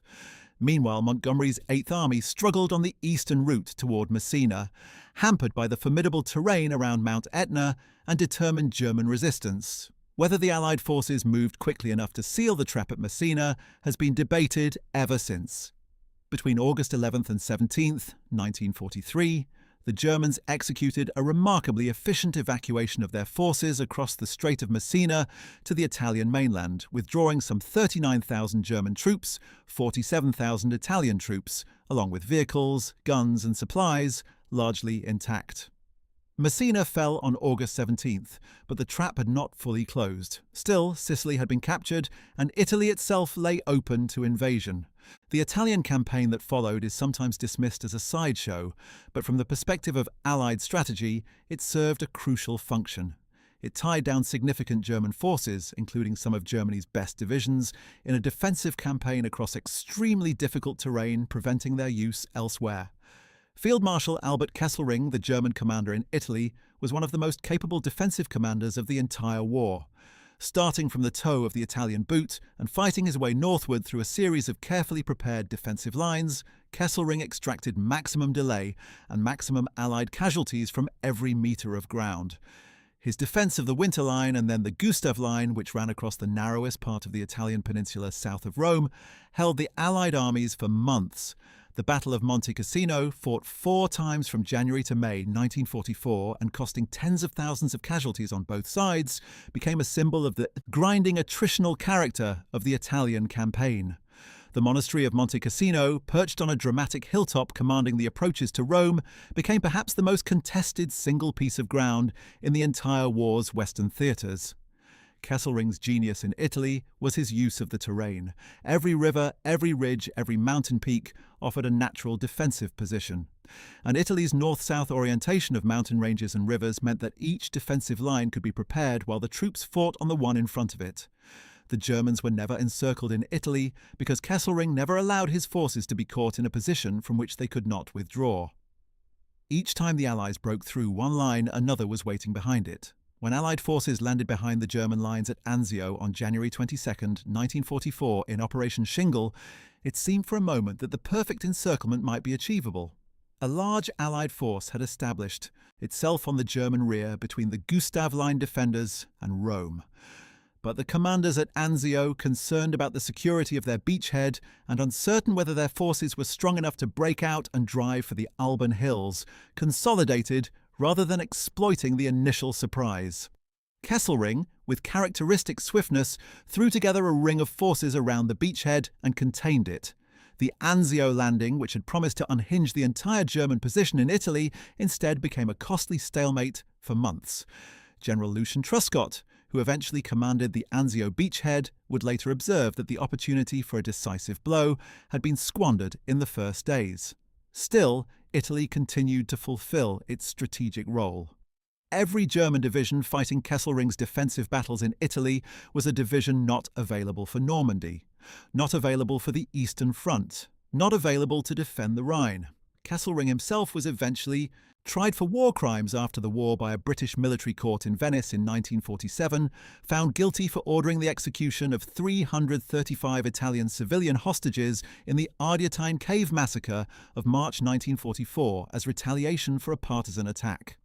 Initially sentenced to death, his sentence was commuted to life imprisonment. He was pardoned and released in 1952 due to declining health, after which he became involved in various veterans' associations. He passed away in 1960, never having fully acknowledged the weight of what his orders had meant for the civilians under his command. The Allied bombing campaign against Germany was itself a form of strategic entrapment, an attempt to close the aerial roof of the box that was steadily tightening around the Reich. The strategic air offensive against Germany, carried out jointly by the Royal Air Force Bomber Command under Air Marshal Arthur Harris and the United States Army Air Force's 8th Air Force under various commanders, represented the most sustained and costly air campaign in history. The RAF conducted night area bombing of German cities, attempting to destroy German industrial capacity and worker morale. The Americans conducted daylight precision bombing of specific industrial targets, attempting to destroy particular elements of the German war economy. Together, they constituted an unprecedented assault on Germany's capacity to manufacture and sustain the weapons of war. The early years of the bombing campaign were costly beyond measure for the Allied air crews. German fighter defences and radar-directed anti-aircraft fire, the flak, claimed enormous numbers of Allied bombers. The disaster at Schweinfurt in October 1943, when the 8th Air Force lost 60 bombers and their crews in a single day's raid on ball-bearing factories, demonstrated that unescorted bombers operating deep inside Germany faced losses that could not be sustained indefinitely. The introduction of the North American P-51 Mustang long-range fighter in late 1943 and early 1944, fitted with drop tanks that extended its range to the point where it could escort bombers all the way to Berlin and back, transformed the air war. The Mustang was fast enough to catch German interceptors, maneuverable enough to fight them, and now had the range to go everywhere the bombers needed to go. Through the winter of 1943 to 1944 and into the decisive spring of 1944, the 8th Air Force deliberately used its bombers as bait, forcing the Luftwaffe to come up and fight the escorting Mustangs. The strategy was explicit and deliberately costly: to destroy the Luftwaffe, not by bombing its factories, but by killing its pilots. The loss rate among Luftwaffe fighter pilots reached a point from which recovery was impossible. Experienced aces who had been flying since the Spanish Civil War were shot down and killed or wounded. New pilots with inadequate training and flying inferior aircraft replaced them. By the spring of 1944, the Luftwaffe's fighter arm was a shell of its former self. This was why, when the Allied armies landed in Normandy, the skies over the battlefield were almost entirely owned by the Allied air forces. And this air superiority was not just a tactical advantage on any individual battlefield, it was a strategic straitjacket. Any significant German movement in daylight, whether troop trains, tank columns, supply convoys, or staff cars, risked destruction from the air. The bombing campaign did not win the war by itself, and historians continue to debate its effectiveness in degrading German industrial output, which actually increased in some sectors even under intensive bombardment, thanks to Albert Speer's reorganization of the armaments industry. But its indirect effects, the diversion of enormous German resources to air defense, the destruction of oil production facilities that starved German vehicles of fuel, and above all the attrition of the Luftwaffe, were decisive contributions to the final Allied victory. The oil campaign deserves particular attention because it was perhaps the bombing offensive's most successful and strategically significant element. Beginning seriously in May 1944, Allied bombers began systematically attacking Germany's synthetic oil plants, the facilities that converted coal into the high-grade aviation fuel and other petroleum products on which the entire German war machine depended. Germany had very limited natural oil resources and had been dependent since the early war years on Romanian oil from the Plosti fields and on synthetic fuel production from its extensive coal reserves. The attack on Plosti had been attempted disastrously in August 1943, when a low-level raid by B-24s operating from North Africa achieved some tactical success, but at catastrophic cost. Over the following year, however, as Allied air power accumulated in the Mediterranean and in England, systematic attacks on oil production became feasible. The effects were dramatic and rapid. By the summer of 1944, German aviation fuel production had fallen to 30% of its previous levels. Pilots of the Luftwaffe, who had already been insufficiently trained due to fuel shortages, found training hours cut still further. Frontline aircraft sat on airfields with empty fuel tanks. Panzer divisions in the Ardennes offensive ran out of fuel in the middle of their advance. German ships sat idle in port. The Wehrmacht was being slowly strangled of the energy it needed to fight. General Gerd von Rundstedt, who had watched the German position deteriorate from his headquarters, understood this perfectly. The man who had once commanded Army Group South in Poland and France and had led Germany's great victories now watched as the armies he commanded were immobilized as much by fuel shortages as by Allied military pressure. After being again recalled as Commander-in-Chief in the West in September 1944, he held the position until Hitler dismissed him for the final time in March 1945 after the catastrophic Allied Rhine crossing. Von Rundstedt spent the last weeks of the war at his retirement estate before being captured by American forces from the 36th Infantry Division on May 1, 1945, the day after Hitler's suicide in Berlin. During his interrogation, he suffered a heart attack. Moved between camps in southern Wales and Suffolk, he was charged with war crimes related to his time commanding on the Eastern Front, specifically in connection with Field Marshal von Reichenau's Severity Order, which had sanctioned mass murders in occupied Soviet territory. But due to his advanced age and deteriorating health, he was never brought to trial and was released in July 1948. He spent his retirement in Lower Saxony, troubled by heart conditions until his death on February 24, 1953. His final years were spent as a private citizen in a country whose military capacity had been so thoroughly destroyed that nothing he had built remained. The collapse of the German position in France after the Falaise disaster and the failure of the Ardennes offensive had made the Rhine crossing inevitable. The only question was when and where. General Dwight Eisenhower, as Supreme Allied Commander, had decided on a broad front approach, advancing toward Germany along the entire front from the Swiss border to the North Sea, rather than concentrating everything in a single powerful thrust in the north, as Montgomery had urged. This decision was controversial and has been debated ever since, but it had a fundamental logic. It denied the Germans the ability to concentrate their remaining forces against a single Allied axis of advance, and it meant that German reserves, already desperately thin, were stretched to the breaking point, trying to defend everything. On March 7, 1945, soldiers of the American 9th Armored Division discovered that the Ludendorff Bridge over the Rhine at Remagen was still standing. In a confused battle, American forces seized the bridge before the Germans could blow it, and within 24 hours, American troops were crossing the Rhine. Hitler's response was volcanic. He dismissed the officers responsible for the failure to destroy the bridge and ordered immediate counterattacks. 4 generals were court-martialed and 1 was shot, but the bridgehead held and grew. By the time the Remagen Bridge finally collapsed from battle damage and structural stress on March 17th, the Americans had established a solid bridgehead on the eastern bank and had 17 pontoon bridges in operation. The Rhine, Germany's last great natural barrier, had been breached. To the north, on the night of March 23 to 24, 1945, Field Marshal Montgomery launched his set-piece crossing of the Rhine in Operation Plunder. It was the largest river crossing operation in military history, involving 29 divisions and supported by the largest airborne operation since Market Garden Operation Varsity, which dropped 2 full airborne divisions, the British 6th and the American 17th, on the eastern bank ahead of the crossing. The crossing went forward with relatively modest casualties given the scale of operations, testimony to the complete collapse of the Luftwaffe's ability to interfere and the overwhelming artillery support that preceded the assault. By the end of March 1945, Allied armies were across the Rhine in force at multiple points from Switzerland to the North Sea. The final trap was now being assembled. The industrial Ruhr region, Germany's heartland of steel and coal production, lay directly in the path of the American advance. On April 1, 1945, the American 9th Army, driving eastward from its Rhine bridgehead in the north, and the American 1st Army, driving northward and then eastward from Remagen, linked up at Lippstadt, completing the encirclement of the Ruhr. Inside the pocket were the German Army Group B under Field Marshal Walter Model, totaling some 316,000 troops, along with enormous quantities of industrial facilities, supplies and equipment. It was the largest encirclement of German forces in the Western Theatre, the moment when the Allies succeeded in doing to the Germans in the West precisely what the Soviets had done at Stalingrad. Model, like Paulus before him, found himself trapped in a shrinking pocket, with no prospect of relief and no means of supply.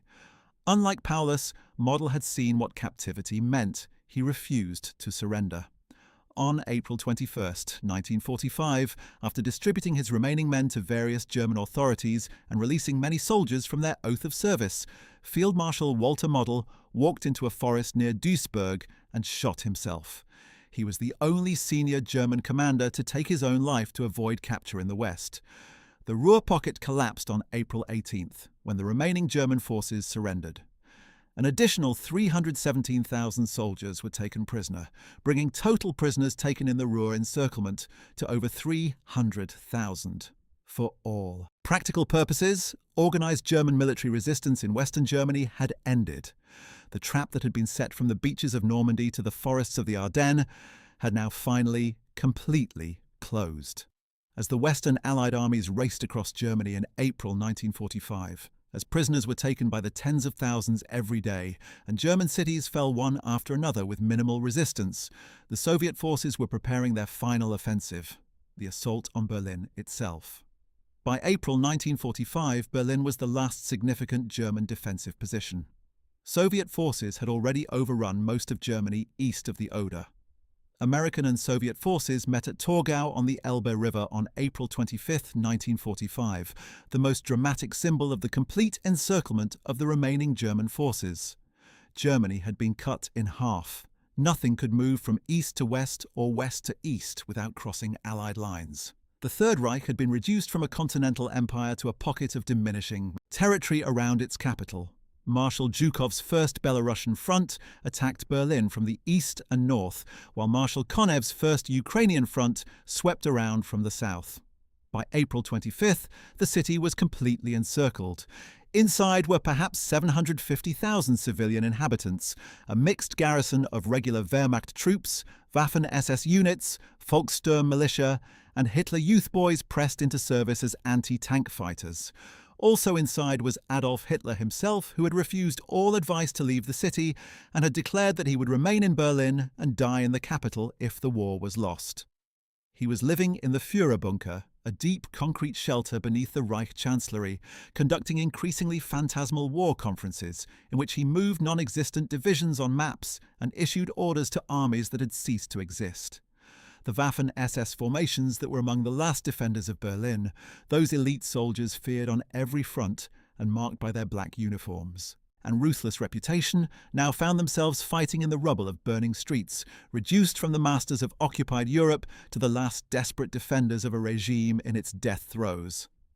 The units that had numbered nearly 1 million men at their peak, the Leibstandarte Adolf Hitler, Das Reich, and dozens of other divisions that had terrorized populations from France to Ukraine, were reduced to small battle groups fighting without air support, without artillery ammunition, without fuel, and without any realistic hope of relief. Their post-war experiences would eventually become one of the war's more complex legal and political sagas, as West Germany wrestled with what to do with hundreds of thousands of former SS soldiers. The battle for Berlin was a house-by-house, floor-by-floor reduction of a vast urban area by Soviet forces who had learned their brutal trade in the rubble of Stalingrad. The fighting was intense and the casualties were enormous on both sides, but the outcome was never in doubt.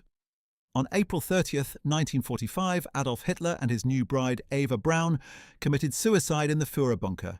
His body was burned in the Reich Chancellery Garden. The man who had unleashed the Second World War, who had set the great German encirclements in motion, who had rejected every opportunity to pull his forces back when they could still have escaped the closing Allied pincers, was gone. On May 2nd, 1945, the Berlin garrison surrendered. Over 90,000 soldiers marched into Soviet captivity. Grand Admiral Karl Dönitz, who had commanded the U-boat fleet and had risen to Grand Admiral before succeeding Hitler as head of state after the Führer's death, directed the signing of Germany's unconditional surrender on May 7th and 8th, 1945. The war in Europe was over. Dönitz, who had posed such a formidable threat to Allied naval forces through his U-boat arm, and who had dominated the Atlantic from 1939 to 1943 before the Allied countermeasures turned the tide, faced his own reckoning at Nuremberg. Tried as a primary war criminal, acquitted of crimes against humanity but found guilty of conspiracy to commit crimes against peace and war crimes, he served a 10-year sentence in Spandau prison. Released in 1956, he relocated to a small town near Hamburg, published his autobiography, claiming he had no knowledge of Hitler's crimes, and died in 1980. The man who had commanded the instrument of Germany's greatest strategic hope for strangling Britain was gone, his submarine fleet resting on the floor of the North Atlantic, and the Atlantic approaches to Britain, victims of the same encirclement technology that had destroyed the Wehrmacht on land. How had the Allies done it?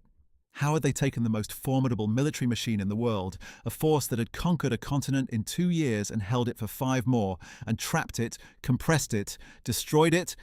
The answer lies in the convergence of several factors that gradually overwhelmed German military excellence. The first and most fundamental was the material balance.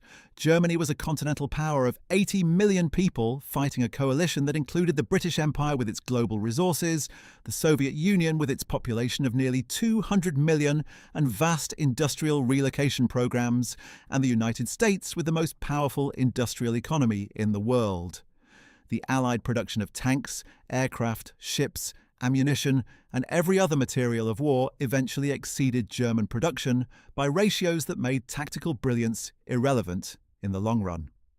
In 1944, the United States alone produced more aircraft than Germany had produced in the entire war to that point. The Soviets, who had lost enormous industrial capacity in the German advance of 1941 to 1942, had relocated over 1,500 factories east of the Urals and were producing weapons in quantities that dwarfed anything the German system could match. The Germans were not ignorant of this reality. Field Marshal Erich von Kleist had noted that Allied successes were partly explained by material superiority, but knowing the problem and solving it were very different challenges, and the German economic system, despite Albert Speer's best efforts, could not close the material gap. Every German soldier who died or was captured could be replaced only partially and with less experienced men. Every Allied soldier who died could be replaced fully and with men equipped and supplied to a standard that improved with every passing month of the war. The second factor was strategic coordination. The Allies, despite their many disagreements and personality clashes among commanders, managed to coordinate their operations across multiple theatres in a way that prevented Germany from concentrating its forces against any single threat. When Germany was fighting in North Africa, it could not strip the Eastern Front. When the Eastern Front demanded every available tank and infantry division, Normandy fell. When the Bulge offensive consumed Germany's last armoured reserves in the west, Operation Bagration had already destroyed Army Group Centre. The Allied strategy of simultaneous pressure on multiple fronts was exactly the kind of trap that prevented the German military from using its interior lines advantage, the ability of a centrally positioned defender to shift forces from one threatened front to another. Germany's interior lines advantage was negated when every front was threatened simultaneously. The third factor was intelligence and deception operated on a level that the Germans couldn't match, and increasingly could not counter. Yet there was another dimension to the Allied strategic trap that operated not on the ground or at sea, but in the air above Germany itself. The Allied bombing campaign's effect on German morale and civilian infrastructure, while contested as a war-winning strategy in isolation, contributed in crucial ways to the military to collapse. German cities that had supplied the Reich's armies with recruits, munitions workers, and administrative personnel were reduced to rubble. Stuttgart, Hamburg, Dresden, Cologne, and dozens of other cities experienced the terror of night bombing that left hundreds of thousands of civilians homeless and killed tens of thousands more. The industrial capacity of Germany's Ruhr Valley, the beating heart of the Reich's steel and armaments production, was systematically targeted by Allied bombers from 1942 onward. The Mona and Eder dams were breached by the famous Dambusters raid in May 1943, flooding vast areas of the Ruhr Valley and disrupting industrial production for months. Every resource Germany devoted to air defence, to flak batteries, to night fighter squadrons, to civil defence organisations was a resource diverted from the armies fighting on three fronts. By 1944, Germany had deployed nearly 1 million personnel in anti-aircraft roles alone, a staggering diversion of manpower from the fighting fronts. Those resources, concentrated on the defence of the homeland rather than the prosecution of the war, represented yet another dimension of the Allied trap. A trap not of geography, but of resource allocation. Germany could not fight everywhere at once and fight well, and the Allied air offensive ensured that everywhere always included German skies.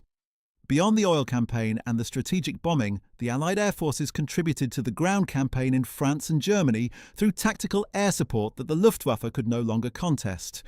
The fighter bomber, the Jabos that German tank crews feared above all else, could destroy in minutes a tank column that had taken months to assemble and equip. Field Marshal Albert Kesselring had recognised this problem clearly in Italy, where Allied air dominance had forced German forces to move primarily at night and had made every daylight operation a gamble. In France, after D-Day, the combination of fighter-bomber attacks and artillery had created a battlefield environment in which German armoured operations in daylight were tantamount to suicide. The famous case of the SS Panzer Corps trying to reinforce the Normandy front illustrated this perfectly. The 2nd SS Panzer Division Das Reich, one of Germany's most powerful armoured formations, was ordered to march from its rest area in southern France to the Normandy front. The journey that should have taken days took weeks, as the division was attacked continuously from the air, was forced to move only at night, and suffered significant losses before even reaching the battle. By the time formations like Das Reich reached Normandy, they were weakened, their crews exhausted, and the campaign was already in its critical phase. The Waffen-SS formations that had been feared on every front, from the gates of Moscow to the outskirts of Tobruk, found that their tactical excellence on the ground counted for little when Allied aircraft owned the air above them. The same divisions that had blazed through France in 1940 and driven deep into the Soviet Union in 1941 were being bled white by air attacks in Normandy in 1944, not by inferior soldiers or poor planning, but by a technological and numerical advantage in the air that no amount of individual courage could overcome. The trap had a ceiling as well as walls and a floor. The third factor was intelligence and deception. The Allies enjoyed a sustained intelligence advantage throughout the second half of the war that few appreciate in its full magnitude. The breaking of the German Enigma cipher machine at Bletchley Park, producing the intelligence known as Ultra, gave Allied commanders an extraordinary window into German plans, dispositions, orders of battle, and intentions. Not a complete window, not an infallible one, but a substantial and frequently decisive advantage. Ultra-intelligence had contributed to the destruction of Rommel's Afrika Korps by allowing Allied commanders to rout convoys and anti-submarine forces with knowledge of German intentions. It had informed Allied planners of the exact German response to their operations in Normandy. It had confirmed the success of Operation Fortitude by showing that German commanders genuinely believed the 15th Army should remain at Calais. Not every advantage was used perfectly. Intelligence could be wasted by commanders who disregarded it or by the operational friction inherent in translating information into action.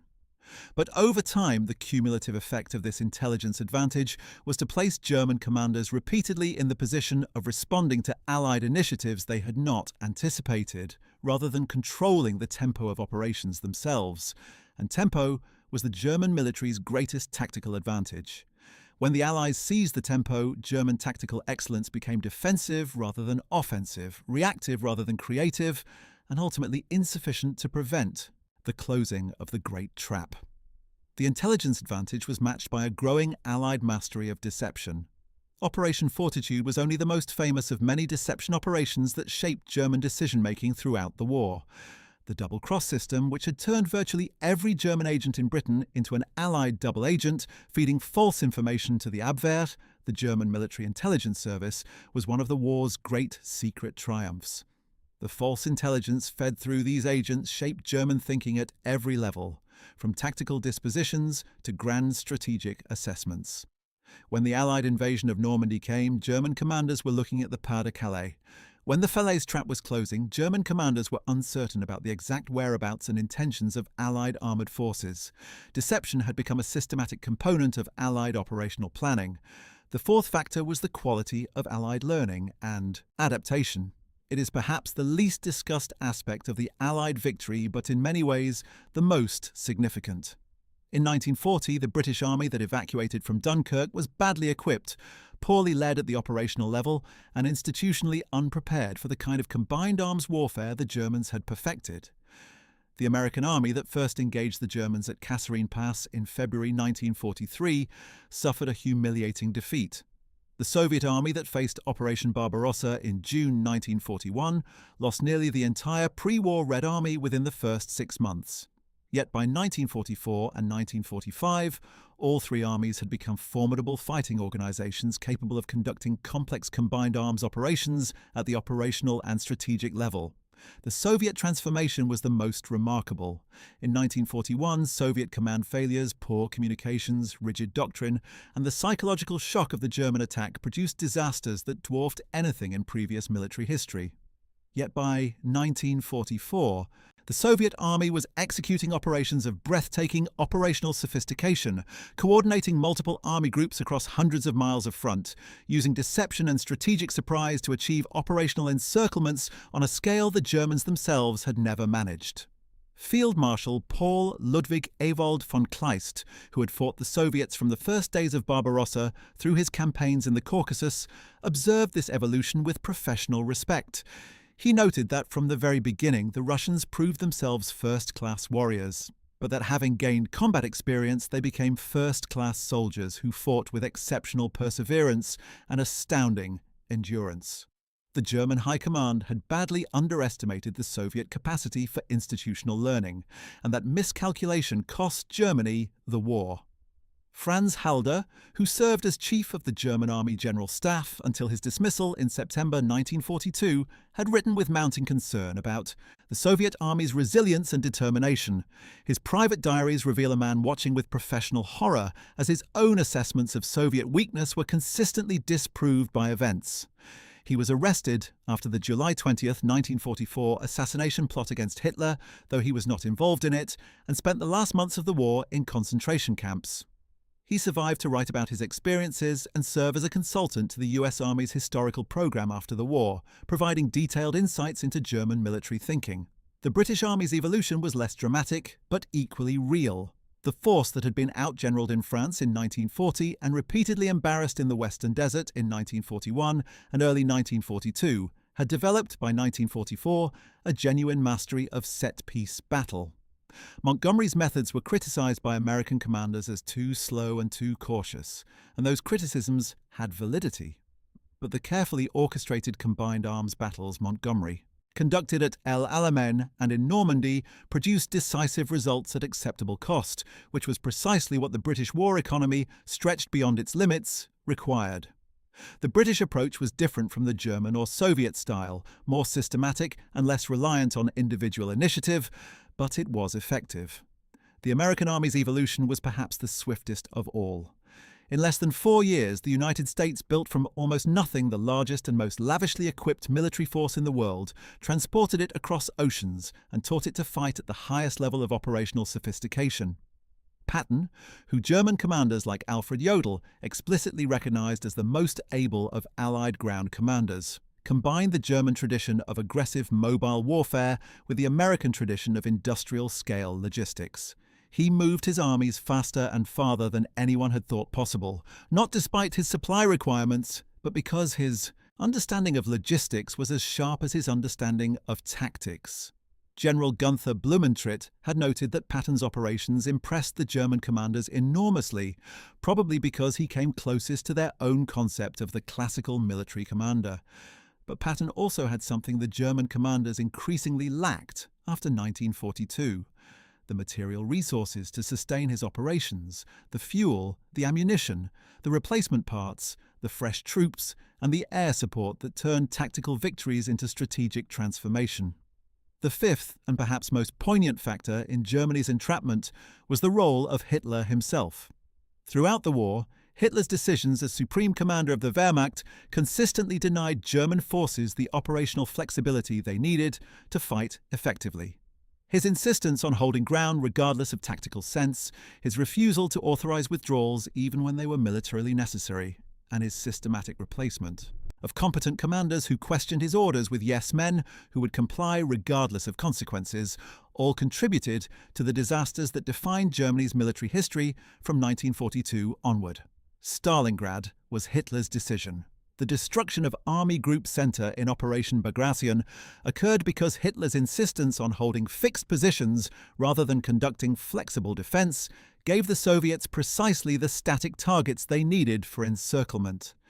The failure to withdraw the 15th Army from the Pas-de-Calais to reinforce Normandy was Hitler's decision. The Ardennes offensive, which consumed Germany's last armoured reserves in a doomed gamble, was Hitler's idea, opposed by virtually every senior military commander who was consulted. The refusal to evacuate the Courland pocket, locking 30 divisions in a useless bridgehead until the very end of the war, was Hitler's order. Each of these decisions tightened the trap around Germany more effectively than anything the Allies could have planned. The German military tradition had always emphasized the initiative of commanders on the ground, the famous Auftragstaktik, or mission-type tactics that gave subordinate commanders the freedom to achieve their objectives by whatever means they judged best. Hitler's micromanagement, his insistence on personally approving divisional and sometimes regimental deployments, destroyed the very quality that had made the Wehrmacht so formidable. The men who might have found ways out of the traps the Allies were setting were increasingly denied the authority to act.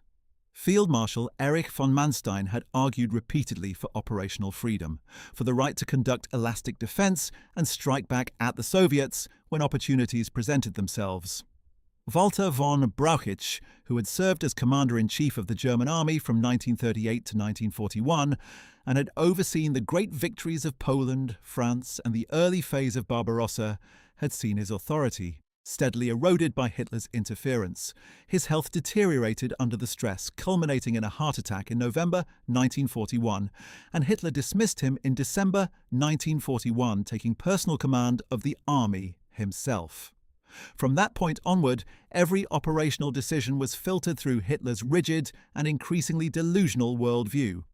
The trap that closed around Germany's armies was not simply an Allied achievement. It was in large measure a German self-inflicted wound. And what of the men who fought in these great traps and survived them on both sides? The German commanders who went into Allied captivity faced a range of fates that reflected both the complexity of the war crimes issue and the practical difficulties of administering justice to an entire military leadership. Some, like Jodl and Keitel, were hanged at Nuremberg for their roles in planning and conducting aggressive war and for the criminal orders they endorsed. Others faced lesser tribunals with varied results. Field Marshal Georg von Küchler, who had commanded Army Group North and whose forces had been involved in some of the Eastern Front's worst atrocities, was convicted in the High Command trial and sentenced to 20 years in prison, later reduced to 12 years. He was released in February 1953, having served less than a decade and lived out his remaining years in the Garmisch region of Bavaria, dying in Garmisch-Partenkirchen on May 25, 1968. Küchler's case illustrated the awkward reality of post-war justice. He had admitted during his trial that POW camps under his command had dreadful conditions, attributing the high mortality rates to winter conditions which he described as an act of God. The court did not fully accept this defense, but the 20-year sentence he received was widely regarded as inadequate, given the scale of the atrocities committed under his command. Field Marshal Wilhelm Ritter von Leb, who had commanded Army Group North in the early phase of Barbarossa and whose forces had cooperated with SS Einsatzgruppen, responsible for mass executions, received a trial outcome that shocked many observers. His defense attorney successfully portrayed him as a humane soldier who had neither seen nor approved criminal orders. The court convicted him only of transmitting the Barbarossa Decree, which had authorized the killing of Soviet political commissars, and sentenced him to time already served. He walked free almost immediately, having received secret payments from the Nazi regime of 250,000 Reichsmarks and an estate valued at 660,000 Reichsmarks as rewards for his service. He returned to his estate in Hohenschwangau, Bavaria, and died following a heart attack in 1956. The contrast between the treatment of Lieb and the fates of hundreds of thousands of ordinary Germans who served in the armies he commanded was striking. The law, as applied to defeated generals, proved imperfect. Field Marshal Wilhelm List, who had commanded Army Group in the Balkan campaign and later during the German offensive into the Caucasus in 1942, met a similar fate. His career had included the brutal repression of partisans in Yugoslavia and Greece, where his position as a commanding officer inevitably linked him to widespread atrocities against civilians, even if the extent of his personal involvement was disputed. Tried in the hostages trial at Nuremberg, he was sentenced to life imprisonment in 1948, but he was released in 1953 due to ill health, and this proved to be one of history's more remarkable medical recoveries. List went on to live for 19 more years after his release, finally dying on August 17, 1971, at the age of 91. He had outlived the war, outlived his trial, outlived his sentence, and outlived most of his contemporaries. The maximum possible German sentence for war crimes in the Nuremberg trials era apparently did not preclude an extraordinarily long retirement. The case of Paul Ludwig Ewald von Kleist served as a harsher reminder that not all post-war fates were so gentle. Kleist had commanded the 1st Panzer Army in the early Barbarossa campaigns, leading some of the largest tank battles in history. The encirclement operations at Uman and Kiev in 1941 had trapped and destroyed entire Soviet armies, inflicting massive losses. Kleist's operations represented the German encirclement doctrine at its most effective, and he had admired Soviet resilience even as he defeated them. After the war, he was captured by Allied forces and handed over to Yugoslavia, where he was sentenced to 15 years for war crimes. He was then extradited to the Soviet Union, a country whose soldiers he had spent years fighting. The Soviets sentenced him to 25 years in a correctional labor camp. Kleist spent his final years imprisoned at Vladimir Central Prison. On November 13, 1954, he died of heart failure there, becoming one of the highest-ranking German officers to die in Soviet captivity. The contrast between his fate and that of Lieb or List illustrated the enormous variation in post-war justice depending on which power held the defendant. The Waffen-SS soldiers, who had been among the most feared and most brutal of Germany's fighting forces, faced their own complicated post-war reckoning. At the Nuremberg trials, the International Military Tribunal formally declared the SS a criminal organization on September 30, 1946. That judgment meant that membership in the Waffen-SS could itself constitute a criminal act, though exceptions were made for those conscripted after 1943. In West Germany, the political, legal and social rehabilitation of former Waffen-SS members became one of the most contentious issues of the post-war decades. Some well-known figures, like SS Brigade Führer Kurt Meyer of the 12th SS Panzer Division, were tried and imprisoned for atrocities committed in France and Belgium. But the vast majority of lower-ranking men were processed through denazification courts and released within months, their records marked, but their lives largely intact.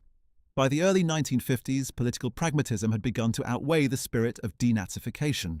Former SS men gradually reintegrated into German society. Chancellor Konrad Adenauer publicly declared in 1953 that the men of the Waffen-SS had fought as soldiers, just like others, a statement that carried enormous symbolic weight, even as it obscured the institutional reality of what the Waffen-SS had actually been and done. In 1951, former Waffen-SS generals Paul Hauser, Otto Kumm and Felix Steiner founded HIAG, the Mutual Aid Association of former Waffen-SS members, which evolved from a welfare organization into a political lobby that argued the Waffen-SS had been an apolitical fighting force, unfairly condemned.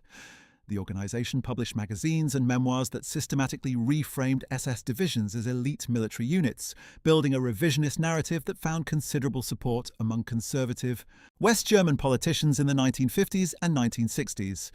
HIAG's influence eventually waned as Germany's younger generations confronted the Nazi past more directly. In 1992, facing dwindling membership and growing public disapproval, HIAG officially dissolved. But the myths it had propagated proved remarkably durable, surfacing repeatedly in political controversies and popular media depictions of the Waffen-SS for decades afterward. The U-boat fleet that had represented Germany's most dangerous strategic weapon had long since met its own end. Of the 1,162 U-boats commissioned during the war, 783 were lost during the conflict. When the surrender came on May 8, 1945, Admiral Dönitz issued his historic order. All U-boats were to cease operations, surface, and surrender to the nearest Allied authority. More than 150 U-boats surfaced across the North Atlantic, the Bay of Biscay, and the fjords of Norway, their exhausted crews hoisting white flags as Allied aircraft circled overhead. They sailed toward ports such as Loch Eriboll in Scotland, Lissahalli in Northern Ireland, and Portland in southern England, each arrival marking the quiet collapse of the Wolfpack fleet that had once haunted Allied shipping lanes. At Loch Eriboll in northern Scotland, nearly 40 U-boats anchored together in what one observer called a grim parade of defeat.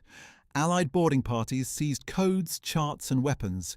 Engineers catalogued the rusted, battle-scarred vessels, many barely seaworthy after months underwater. The logistics of processing hundreds of surrendered submarines strained Allied resources, and a few never made it to port, scuttled by their crews or lost to mechanical failure before reaching Allied hands. Some German U-boat commanders, defying Dönitz's surrender order, dove their boats and scuttled them rather than hand them over intact to the enemy. The total German naval scuttling effort, Operation Regenbogen, was only partly successful, but it added to the general chaos of surrender. The Allied determination to prevent the captured technology from being used again led to Operation Deadlight, an operation between November 1945 and February 1946 that towed 116 of the surrendered U-boats out into the Atlantic and sank them. The advanced Type 21 and Type 23 boats, representing the future of submarine design with their streamlined hulls and improved underwater endurance, were spared initially for study by American, British, and Soviet engineers. The innovations of the Type 21 would later become the design foundation for nearly every conventional submarine built through the 1950s. A final irony. Germany's last wartime invention becoming the blueprint for the Cold War naval race. The children and wives of the Nazi leadership who survived the war faced their own forms of reckoning, private rather than judicial, psychological rather than legal. Gudrun Himmler, daughter of the architect of the Holocaust, Heinrich Himmler, would spend decades as a staunch defender of her father's memory, becoming an integral member of Stille Hilfe, the secretive organization providing support to arrested, condemned, or fugitive former SS members. She contested the accepted account of her father's suicide, insisting he had been assassinated. The daughter of the man who had organized the systematic murder of 6 million Jews refused to acknowledge the reality of what he had done until her death in 2018. Martin Bormann Jr., eldest son of Nazi Party official Martin Bormann, took a radically different path. Confronted after the war with the truth about his father's role, he converted to Catholicism and devoted his life to the church, working in mission fields in Congo and Cameroon. His story was one of the more remarkable transformations among the children of Nazi leaders, a man who chose redemption where his father had chosen evil. Nicholas Frank, son of Hans Frank, the butcher of Poland who had served as Governor-General of occupied Poland, spent decades publicly confronting and denouncing his father's actions, writing books and giving speeches that served as a unique contribution to Holocaust remembrance from within the perpetrators' families. These divergent responses illustrated the enormous burden placed on those who bore the names of those who had built and operated the machinery of genocide and conquest.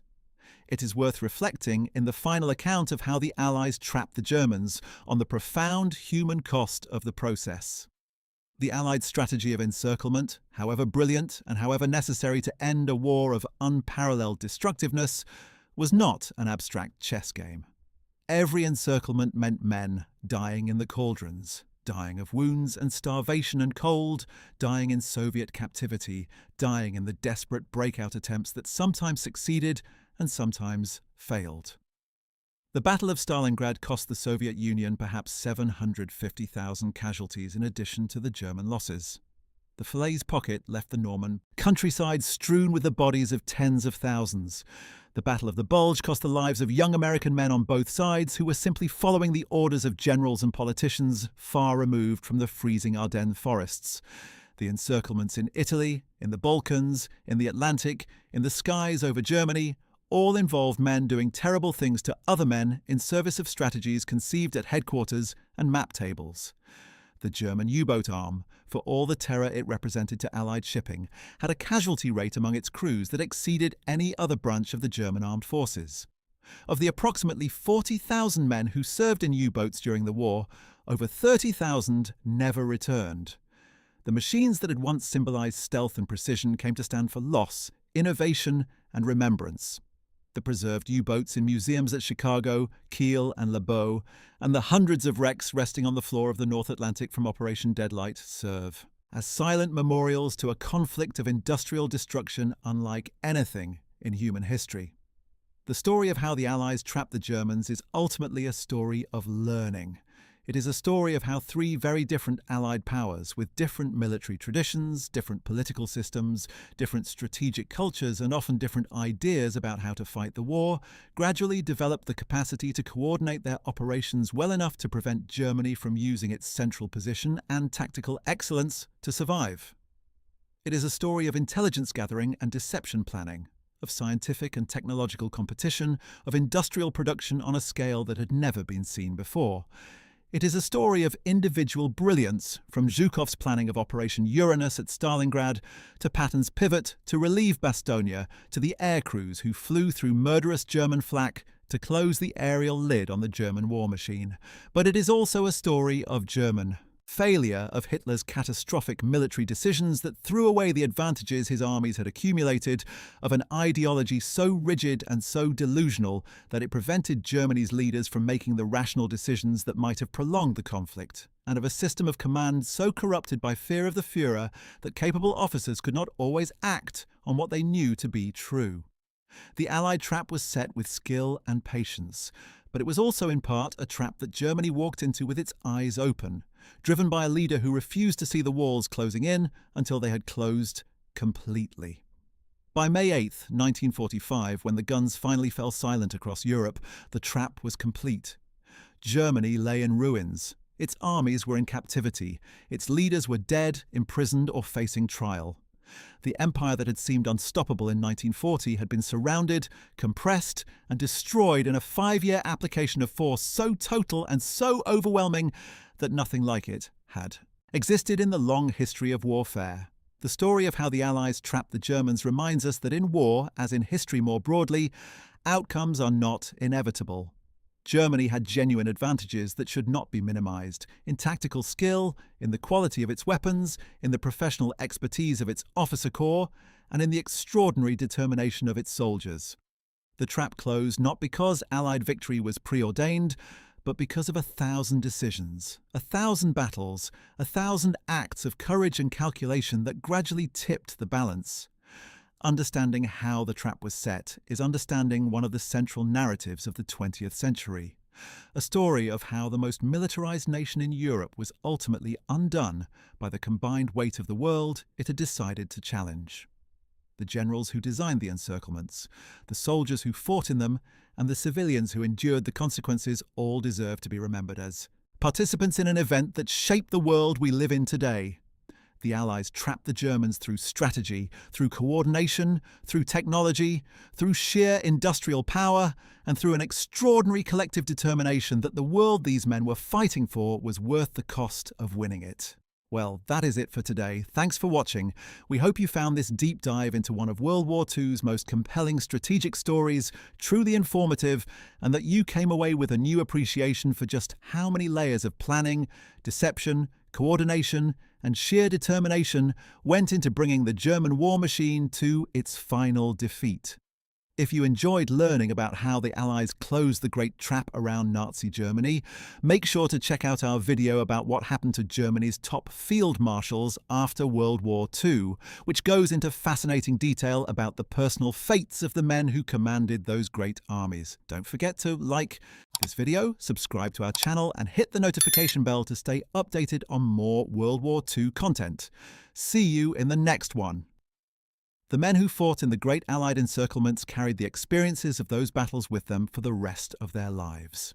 Veterans of Stalingrad who survived Soviet captivity, and the survival rate was appalling, as only about 6,000 of the 91,000 who marched into captivity in February 1943 ever returned to Germany, emerged into a country that was itself in ruins and that would take decades to rebuild.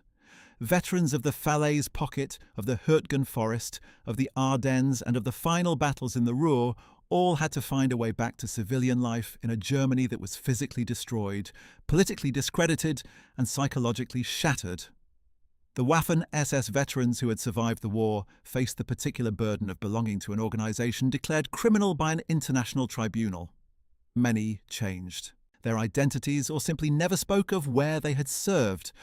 In towns and cities across West Germany, the collective silence of the 1950s settled over the war years like a thick fog, a social agreement not to examine too closely what had been done or who had done it.